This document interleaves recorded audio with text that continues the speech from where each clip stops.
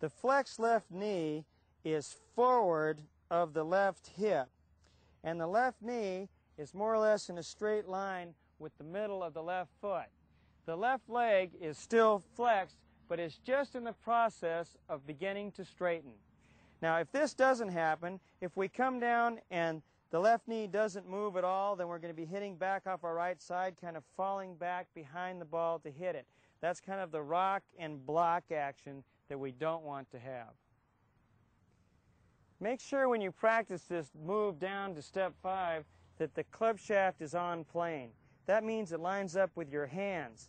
It can be slightly inside or under the plane, that's okay for a draw, or slightly outside, which again is okay for a fade, but make sure that we're not way under the plane, coming too far from the inside, or way over the plane, coming too much from the outside. A good golf swing depends heavily on connection, but in the downswing we also have two instances of separation. From the top of the backswing, the hips sort of leave the shoulders. They get the running start, so there's a little separation right there. And then as we go down to step 5, or the delivery position as I call it, the hands separate from the shoulders. There's an increase here. The arms and hands separate and get away. Now, the negatives would be to go up to the top and stay together, or to have the shoulders and hips go at the same time. Both of these would be mistakes. My great friend Carl Welty showed me this delivery position about 25 years ago, and it's been a tremendous aid in my teaching and has really helped me show people how to get the right inside attack. From the top of the swing down to position 5, the right elbow is slightly visible underneath the left arm. This is very important. I'd like to show you that a few times. Now, the mistake would be to have the right arm on top of the left arm as you start down, which would be the right side too high, or your right arm extending too quickly on top and throwing the golf club from the top of the swing. As we start down, the club head is behind the body. Down to step 5. The opposite, the mistake would be for the club head to get out. Should make it very steep, and a bad mistake, very common, we see it very often. Many golfers will benefit by slowing down the turn back to the target. Sometimes it's useful to slow down the upper torso, other times the lower.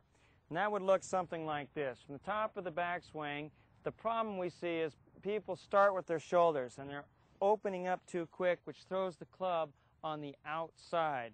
So one cue could be to keep your left shoulder in the shot a little longer, or keep the right shoulder back to allow the club to come down from the inside. Another problem we see is when the hips get too fast, they open up too quick. Well, when we do this, sometimes we need to feel a little slow down of the right leg and a slow down of the left hip. So when you start down, you feel like you're a little slower right here and you don't open that left hip up so quick. Either one of these tips will help you hit more from the inside. Now, even though I just showed you the negative effects along this checkpoint list, they are not definitive death moves. What I'm about to show you are. Club shaft tip over. That's when the shaft works out, or actually steepens on the downswing, tips out forward. Now, the club shaft is supposed to react to your body, and your hands are passive at this stage, so the shaft should work actually a little bit the other way. This is a very common mistake when the hands start the downswing and the club shaft moves out in a very steep angle of attack. When this happens, you either throw the club early, or the hands get so close to the golf ball there's really no powerful way to hit it. All you can do is flip your hands, the shaft will come in very steep, or you will actually pull the club down and take a very deep divot across the golf ball. Right elbow back. That's when your right elbow stays back behind your body as you start down. It's usually accompanied with the shaft falling too far to the inside and even having the club head underneath your hands at this stage. Now there's some real problems here. When you come in, your left arm is off your chest, of serious disconnection. You're coming way too far from the inside, and your right elbow is trapped here. You're going to have to flip the club now to hit the golf ball, or drag the club way inside out. So this is a very serious mistake. Body slide. When your body slides ahead of its address position, your head has gone forward, you are in a death position.